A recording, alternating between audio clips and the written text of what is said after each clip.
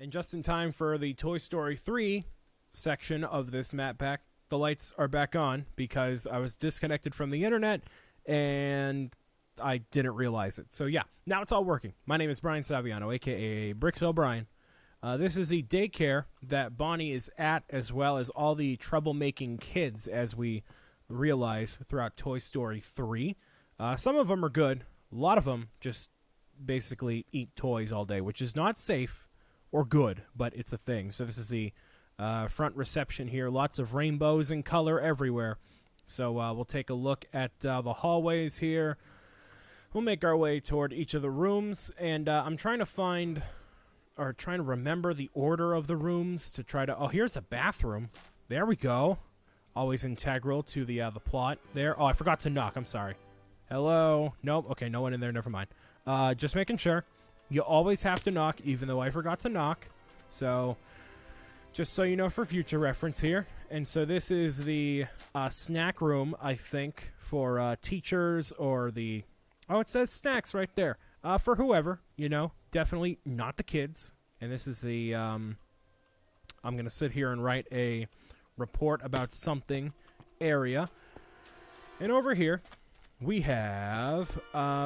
a storage room for toys. So all sorts of stuff can go in here, blocks and craft supplies and whatnot. Basically a utility closet. Nothing too special around here. Assuming this is one of the doors to the play area, and I am correct. Okay, so this is the good toy area. That's Ken's dream house over here. I'm going to just turn that off for right now. Lots of good toys in here that are actually well taken care of, located inside of here. The kids know how to play with the toys in a very nice way. They play nice. They don't shove the toys up their noses and be disrespectful for the toys. And Ken's dream house actually has stuff inside of it, so that's pretty cool. Got a bookshelf here, fireplace. Now, does it have Ken's closet? Can we see his various outfits on the second floor, or is it just a bunch of nothing? It looks like there's stuff inside of here. Try to break in here. And yes, this is Ken's closet, which you cannot... you can access that way. So, cool. That's where, obviously, Barbie and Ken are, like, you know, talking, and Barbie's like, what are you doing with my friends? And he's like, I'm please, sorry, Barbie. I'll do anything for you. I'm sorry. So, that was a great scene of 3. So I really liked 3 a lot more than I remembered seeing it the first time. First time I ever saw 3 was on a pirated copy of the movie that my grandfather bought from this guy in an Italian restaurant we went to, and it had like Chinese subtitles to it. And I said to him before, like, hey, don't buy this. This isn't legal. Don't do this. He's like, it's fine. And it's not fine, but he still bought it anyways. So for like $5 or something. Wow, what an awful way to see such a good movie. So I just watched it recently. I paid for it just recently. I rented it on whatever service, so I got it there. And it was pretty good. And I'll talk about it more as I go on here. But I always love seeing more types of toys. So as we know from 3, there's the room that the toddler age is at, you know, between like 3 to 5 or 7. It's all inside of here. Here's a shared bathroom with no separation of like a wall or anything. So it's probably one at a time. I doubt there's 2 people just sitting arm in arm, just looking at each other while they're on the toilet. That'd be kind of awkward. So now we get into the dungeon where all the small kids play, the caterpillar room, as it was called. So really nicely recreated in Minecraft. Love all the caterpillars located up here. This is where the age 9 months to 2 years are. You know, the ones that throw toys at the wall, smear paint in the bathroom, you know, like toss glue onto wherever. Just absolutely demolish toys and whatnot. Very, very tough for the Toy Story gang to be in here. You have a little hideaway area, you know, play house inside of here, which I always like playing house. I always liked having like a a miniature house to go into. I didn't really care about like playing like, oh, I'm the dad and blah, blah. I don't care about that. But just like having a mini house just seemed really cool until I have like an actual office that is like a place for me to be. Just having things shrunk down to be your age when you're a kid makes everything seem a lot bigger. It seemed a lot more cool. So, you know, standard fare around here. We've seen a lot of these toys in the earlier areas before, but, you know, there's a nice amount of color inside of here. So we'll hop into the backyard real quick. And, or rather, the playground, I should say. And, you know, there's obviously all the Lotso characters patrolling the backyard as the toys plan to make their grand old escape, which they end up being semi-successful depending on how you look at it. Here's what basically looks like a mine, but it's absolutely a slide, which would be a very uncomfortable slide to go down in Minecraft version because you're basically just running on like rock, it seems like. And so sunflowers over here, obviously very pretty. Hopscotch over here, always very like simple, and I don't really know why. Like, it's just a very simple game. You know, it's like an obstacle course, but not really. So we'll get to that section of the map in a hot second here. But got a seesaw, the swings. You got the thing that if you spin fast enough on it, someone can launch themselves off of it and potentially danger themselves. You don't want to do that. Here's those massive things that you rock back and forth on, which are very strong, because I remember using one of these only a couple years ago when I was in high school, and I was a big boy using one of those things, and like, and it held me. So, hey, it worked pretty well. And obviously all the random stuff located on a, you know, jungle gym that you use. This is not RC, but this is a truck made to have eyes, so there you go. The sand play area here, which is very probably dirty in a lot of ways, whatever. Buckets and pails and whatnot. So yeah, a pretty detailed outside area here. Like, this is just ripe for just making like a village, like a server out of it. It just looks so cool. It all looks so cool. So we'll go toward the negative area next. Be a little less positive, I guess. So obviously in Toy Story 3, they try to make their grand escape by going through the garbage disposal or the trash compactor, whatever. They get caught up here by Lotso. Lotso and the gang, most of the gang, goes inside of here. And they get taken off to the dump. And now that we have this whole thing explored, the last of the Toy Story, or second of the Toy Story 3 areas, is technically the landfill, because all the toys end up being at Bonnie's house, of course. But the landfill, and one of the most traumatic scenes I've seen in a Disney Pixar movie, ladies and gentlemen, when they are going toward the incinerator, that is a layered, like, why is this in a kid's movie? This is so traumatic. Like, why is this happening? Like, I would talk about it, but what are the Endermans supposed to be? Interesting. You're just another Zurg crony, I guess. Just a very, like, they just accept that they're going to get destroyed. Oh, man. So, it just, right, like, wrenches on your heartstrings, you know? Let's go over here. And this is obviously where the day gets saved by the aliens of all the people here. This is where they control and get them.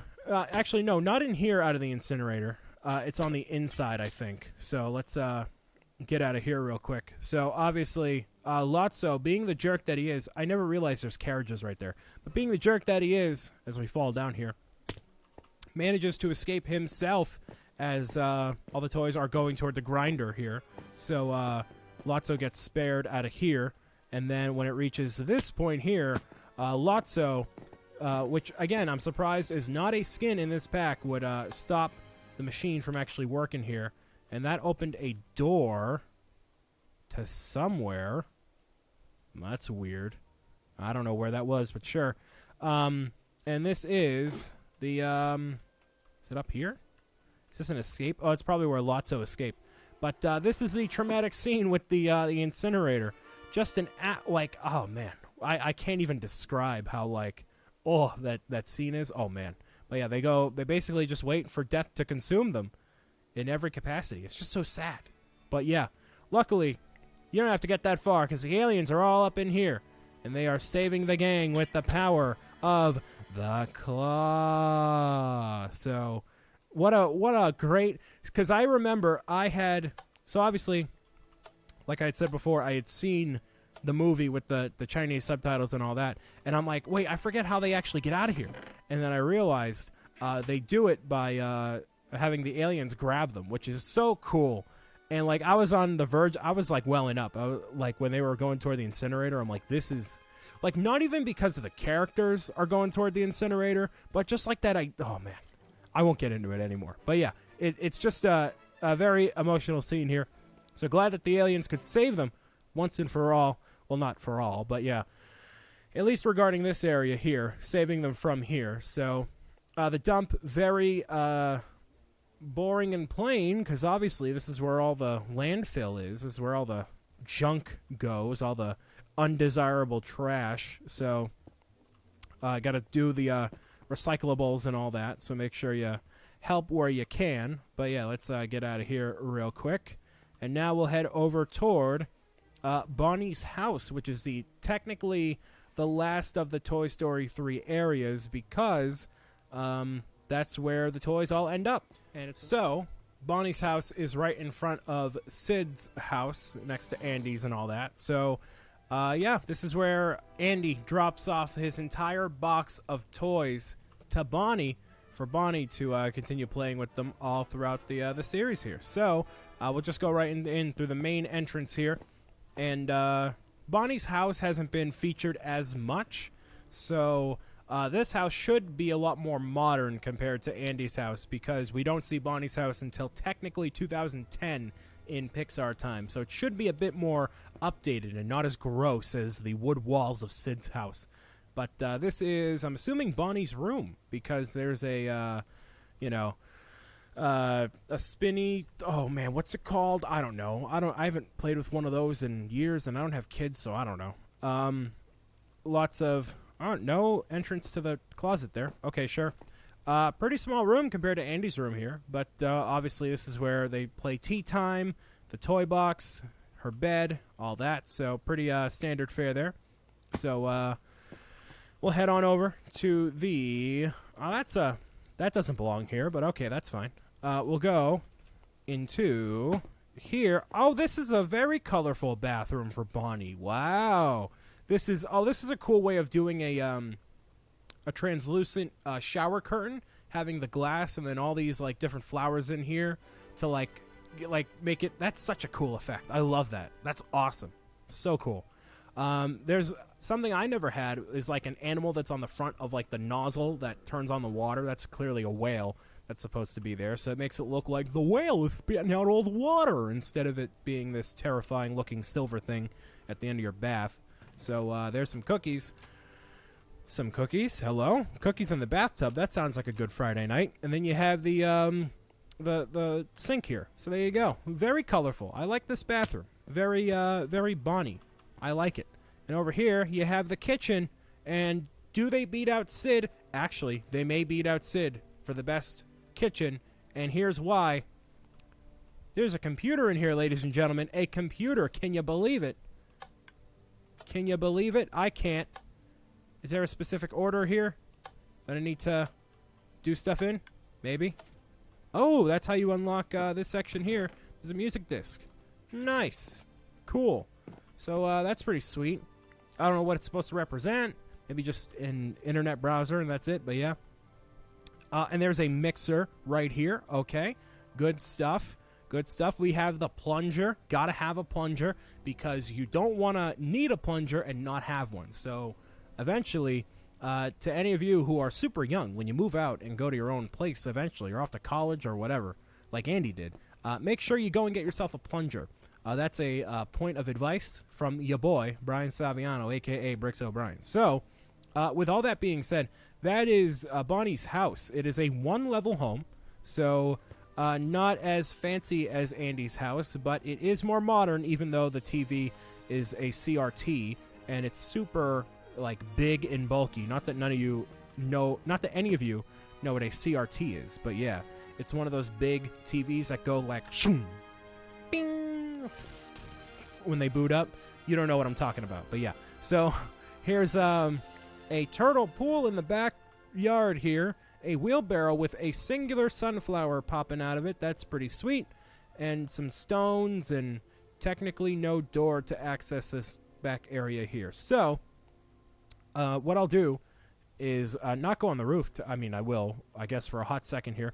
And then go into here. Oh, what's inside the box? Is it a free gaming chair? No. Is this going to be a wireless headset? No. Is this going to be a light-up keyboard? No. Wow, that's kind of sad. Is this one a light-up mouse? No. Wow, okay. No sponsors for any of those boxes there. Oh, well, that's unfortunate.